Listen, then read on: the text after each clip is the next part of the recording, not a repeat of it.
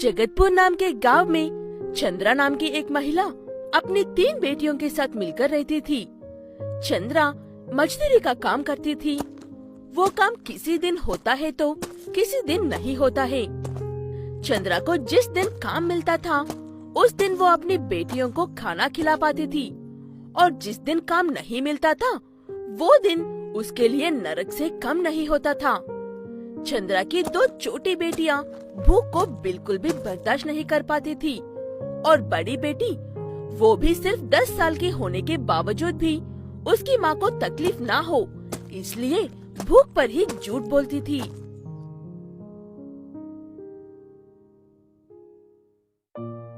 चिक्की बेटा, अपनी छोटी बहनों का ख्याल रखना, मैं काम पर जा रही हूँ। ठीक है माँ, उम्मीद करती हूँ आपको आज काम मिल जाएगा। 2 दिन से भूखे हैं सब। चंद्रा उदास होकर काम ढूंढने के लिए जाती है। चंद्रा को काम तो मिलता है, लेकिन वो काम किसी सजा से कम नहीं था। चंद्रा को सुबह से शाम तक 10 मंजिल की बिल्डिंग पर 25 किलो के चावल के बस्ते ले जाकर रखने का काम मिलता था। काम कैसा भी क्यों ना हो, चंद्रा को बस अपने बच्चों का पेट भरने के लिए पैसों की जरूरत थी, इसलिए वो उतने मुश्किल काम को भी हंसते हंसते कर लेती है। ऐसे सुबह से शाम तक काम करने के बाद चंद्रा को थकान की वजह से कमजोर पड़ गई थी। उसे काम देने वाला आदमी उसकी हालत देखकर,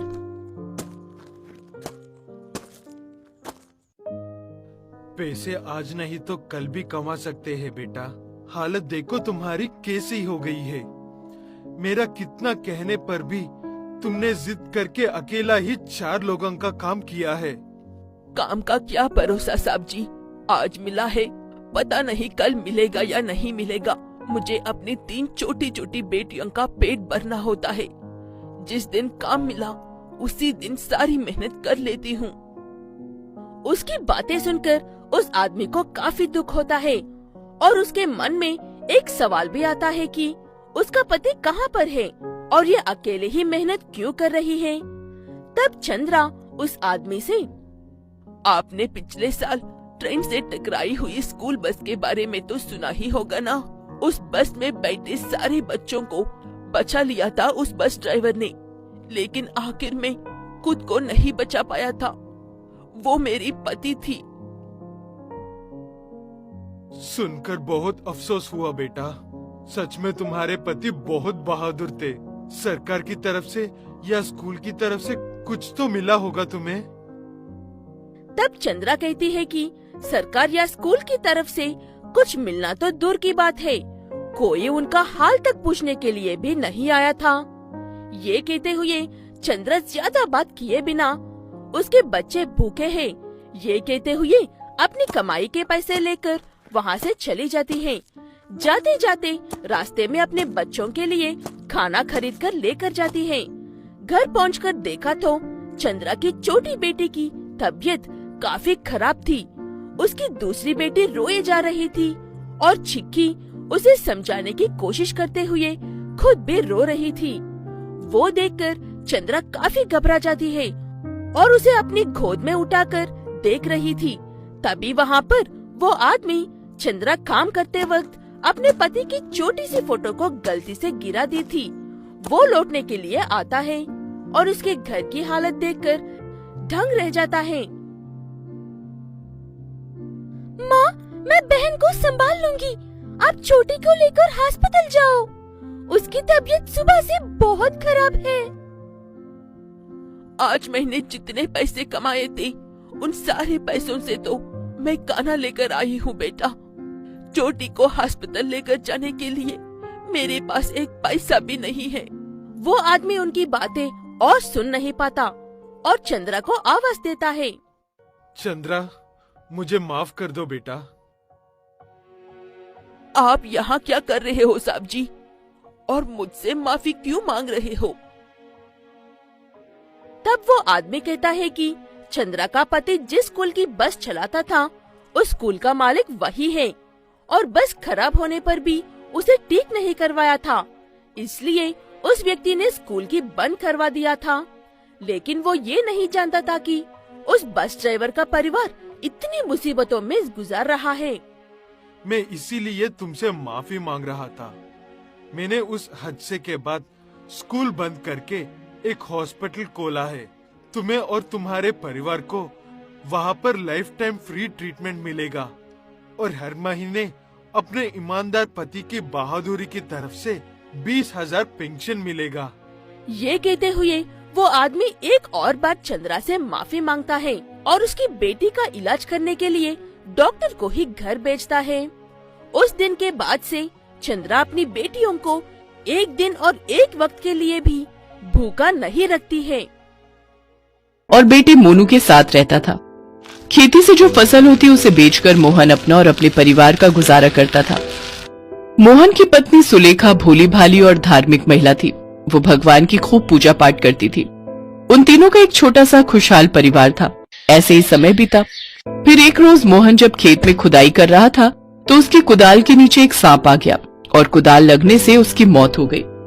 हे भगवान, ये क्या अनर्थ हो गया मुझसे? ये सांप तो मर गया। तभी उसकी नजर उस सांप के बिल में गई जहाँ उसका छोटा बच्चा भी था, लेकिन नागिन वहाँ पर नहीं थी। ये मुझसे कैसा अनर्थ हो गया? इसके पिता की हत्या मुझसे हो गई और ये बच्चा मेरी वजह से अनाथ हो गया। अब मैं इसे अकेला नहीं छोड़ूंगा। आज से ये मेरा दूसरा बेटा है और अब से ये हमारे साथ ही रहेगा। मोहन उस बच्चे को टोकरी में डालकर घर ले आया और अपनी पत्नी को उसने सारी बात बताई। उसकी पत्नी भी उसे अपना बेटा मानने के लिए तैयार हो गई। उधर जब नागिन आई तो उसने अपने मरे हुए सांप को देखा तो वो बहुत रोई। ये मेरे पति का ये हाल किसने किया? और मेरा बच्चा वो भी यहाँ नहीं है। इसका मतलब उसे भी किसी ने मार डाला। जिसने मेरे पति और मेरे बच्चे को मारा है, मैं उसके पूरे परिवार को खत्म कर दूंगी। अगले दिन मोहन फिर उसी कुदाल के साथ खेतों में काम करने गया। उस कुदाल पर थोड़ा खून लगा हुआ था। खून देख नागिन ने कहा, इस आदमी की कुदाल पर खून लगा हुआ है। इसका मतलब इसी ने मेरे नाग को मारा है। मुझे इसका पीछा करना होगा। वो मोहन का पीछा करने लगी। मोहन अपने घर पहुंचा तो नागिन खिड़की के रास्ते उसके घर में घुस गई और एक कोने में जाकर छिप गई। फिर मौका देखते ही उसने मोनू को डस लिया। मोनू जोर से चिल्लाया, माँ, बाबा। वो दोनों दौड़े दौड़े अंदर गए तो मोनू के मुंह से झाग निकल रहा था और नागिन खिड़की के रास्ते बाहर जा रही थी। उन्होंने नागिन को जाते हुए देख लिया था। इस नागिन ने मेरे बच्चे को डस लिया। मोनू को अस्पताल ले चलो जी। लेकिन फिर मोनू ने एक लंबी सांस भरी और उसकी वही मौत हो गई। मेरा मुन्ना, मेरा बच्चा। उस नागिन ने हमारे बच्चे को खत्म कर दिया। उधर नागिन आज खुश थी। उस किसान के बेटे को मारकर मेरे आधे मन को शांति मिली है। अब जब उसकी पत्नी और उसकी भी जान ले लूंगी तभी मेरा बदला पूरा होगा। अगले दिन वो फिर खिड़की के रास्ते घर में घुसी, लेकिन जब उसने वहाँ का दृश्य देखा तो वो हैरान रह गई। मोहन और उसकी पत्नी दोनों सांप के बच्चे को दूध पिला रहे थे। ले बेटा ले, और दूध पी।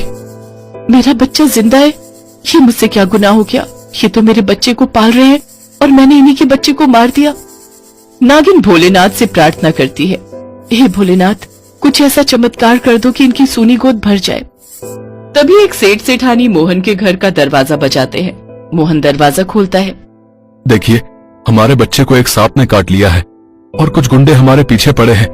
आप हमारे बच्चे को बचा लीजिए, इसे अपने घर में छुपा लीजिए। जी जल्दी मुन्ने को दीजिए। उस बच्चे के मुंह से झाग निकलने लगता है। मोहन और सुलेखा का बीता हुआ कल उनके सामने आ जाता है और वो उसे अपना मुन्ना समझकर बचाने लगते हैं। तभी वो नागिन इच्छाधारी नागिन बन जाती है और नागमणि मोहन को देते हुए कहती है, ये नागमणि तुम इस बच्चे के कटे हुए हिस्से पर लगा दो, ये जल्दी ठीक हो जाएगा। लेकिन आप जल्दी करो मोहन। मोहन वो नागमणि उसके कटे हुए जगह पर लगा देता है। कुछ ही देर में वो बच्चा पूरी तरह ठीक हो जाता है और फिर नागिन किसान को सारी बात बताती है। साथ ही उसे ये भी बताती है कि वो सेठ सेठानी तो बस एक छलावा थे और भोलेनाथ ने ये बच्चा उन्हें दिया है। इसका मतलब हमारा मोनू हमारे पास वापस आ गया। तुम दोनों ने मेरे बच्चे की इतने अच्छे से देखभाल की, ये जानकर मैं बहुत खुश हूँ। उस दिन जो हुआ अनजाने में हुआ। मैं आपके पति को नहीं मारना चाहता था। अब मैं सब जानती हूँ मोहन कि तुम दोनों धर्मात्मा इंसान हो और उसमें तुम्हारा कोई कसूर नहीं था। नागिन अपनी नागमणि से उनके घर को धन धान्य से भर देती है और अपने बच्चे को लेकर वहाँ से चली जाती है। मोहन और सुलेखा उस बच्चे के साथ खुशी खुशी रहने लगते हैं। अब उन्हें किसी भी चीज की कमी नहीं थी। अब वो हंसी खुशी अपनी जिंदगी बिताते हैं। दूर कहीं हरे भरे वातावरण से ढका हुआ सीमापुर नामक गांव था। 3 दोस्त सोनू, विजय और दिनकर घूमते घूमते उस गांव में पहुंच जाते हैं। गांव की रौनक देखकर वो सोचते हैं कि आज रात यहीं रुक जाते हैं। वाह, कितना सुंदर गांव है। हाँ सोनू, कितना हरा भरा है। मन करता है यहीं रहें। हमारे शहर में तो ये सब देखने को ही नहीं मिलता। हाँ, रह सकते हैं। वैसे भी कुछ ही देर में रात होने वाली है। हम कहाँ जाएंगे? ऐसा करते हैं, आज यहीं रुक जाते हैं। हाँ, मैं तुम्हारी बात से सहमत हूँ। हमें आज यहीं रुक जाना चाहिए। पर हम रहेंगे कहाँ? विजय, गांव का माहौल बहुत अच्छा होता है। यहाँ के लोग गांव में आए मेहमान का पूरा सम्मान करते हैं। वो देखो, कोई आ रहा है, उससे पूछते हैं। सोनू बड़ी ही विनम्रता से गांव के आदमी से एक रात रहने के लिए पूछता है। प्रणाम, मेरा नाम सोनू है। आपका नाम क्या है? मेरा नाम किशोर है। आपको मैंने पहचाना नहीं। हम शहर से यहाँ घूमने आए हैं। हमें रात हो गई थी, तो इसीलिए हमने सोचा कि क्यों ना आज यहीं रह जाएं। जी जी, बिल्कुल सही सोचा आपने। इतनी रात को जाना ठीक नहीं। आप आज मेरे घर रुक सकते हैं। बहुत बहुत धन्यवाद आपका किशोर जी। तीनों दोस्त किशोर के घर चले जाते हैं। किशोर उन तीनों की खूब आवभगत करता है। किशोर के घर में उन तीनों की मुलाकात किशोर के बेटे दीपू से होती है। और भाई, कैसे हो? जी सब ठीक। आप यहाँ शहर से गांव घूमने आए हैं? हाँ, वो हम बचपन से ही शहर ही रहे हैं ना, तो इसीलिए हमारा मन हुआ कि क्यों ना थोड़ा घूम के आए। अच्छा, लगता है आप लोगों को गांव बहुत अच्छा लगता है।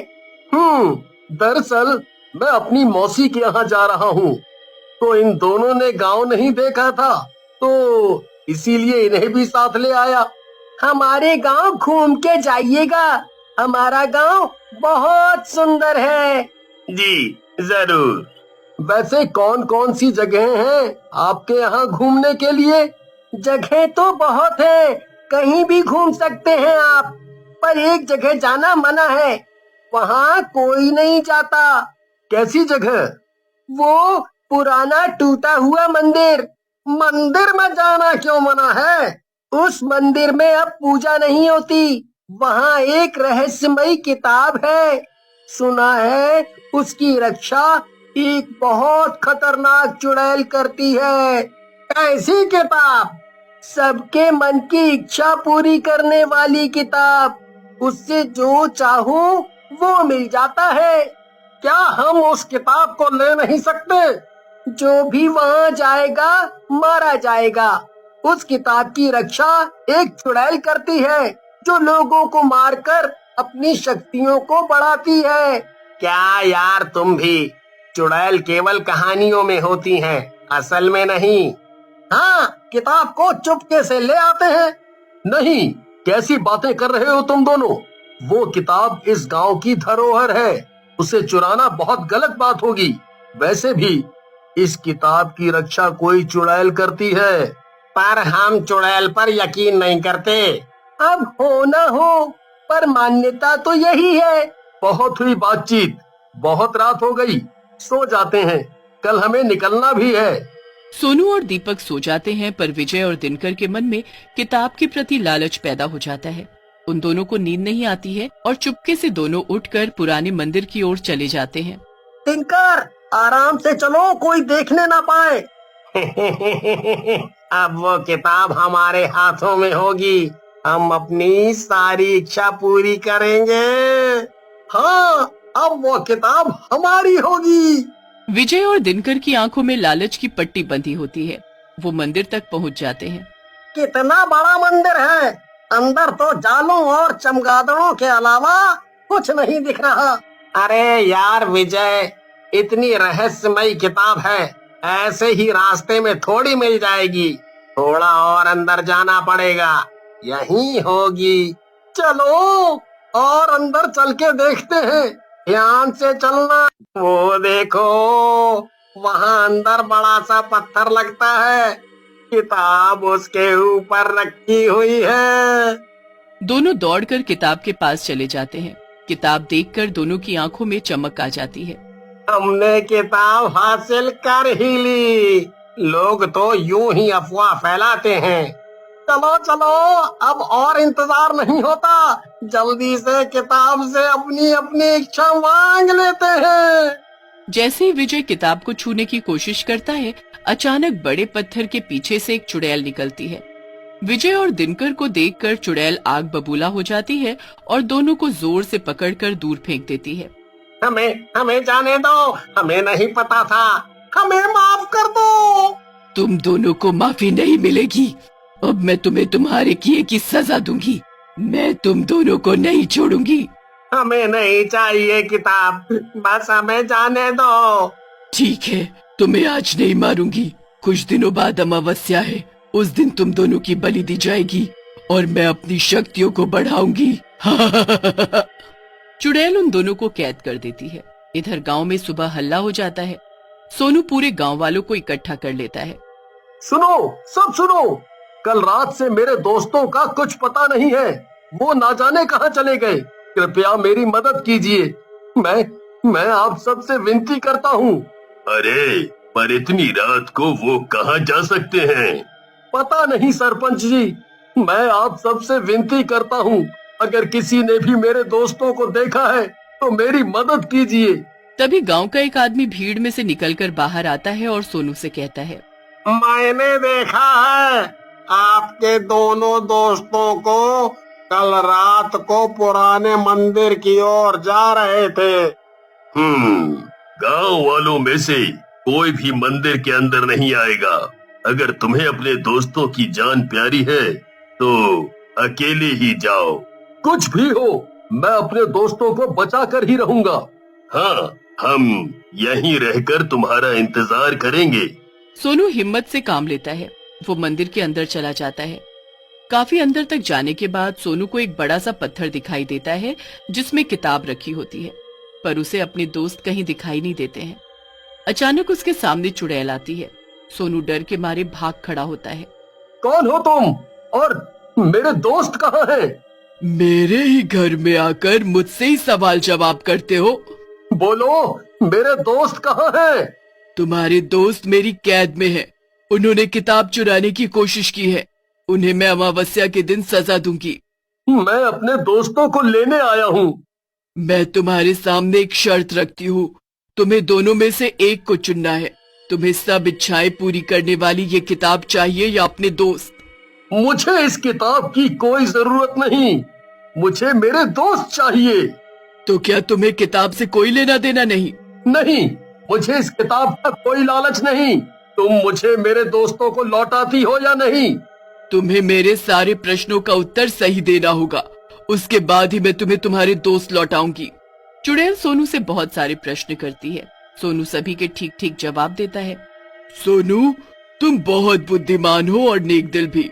मैं तुम्हारे दोस्त तुम्हें वापस करती हूँ, पर मेरी अभी भी एक शर्त है। अब कैसी शर्त? अब मेरी मुक्ति का समय निकट है। मेरे बाद इस किताब की रक्षा करने वाला कोई नहीं, इसलिए मैं ये जिम्मेदारी तुम्हें देती हूँ। केवल तुम ही इसके हकदार हो। आप चिंता मत कीजिए, मैं इस किताब का पूरा ध्यान रखूंगा। मैं तुम्हारे दोस्त तुम्हें वापस करती हूँ। हो सके तो मुझे माफ कर देना, मैंने तुम्हारे दोस्तों को चोट पहुँचाई। नहीं नहीं, ये आपका कर्तव्य था। सोनू, हमें भी माफ कर दे, हमने लालच में आकर ये सब किया। हाँ, तूने हमें बहुत समझाया, पर हमने तेरी एक भी बात नहीं सुनी। हमें लालच नहीं करना चाहिए था। कोई बात नहीं, अंत भला तो सब भला। सोनू अपने दोस्तों और किताब को लेकर मंदिर से बाहर आता है। सभी गांव वाले तीनों को सही सलामत देखकर बहुत खुश होते हैं। वो सोनू की हिम्मत की खूब तारीफ करते हैं।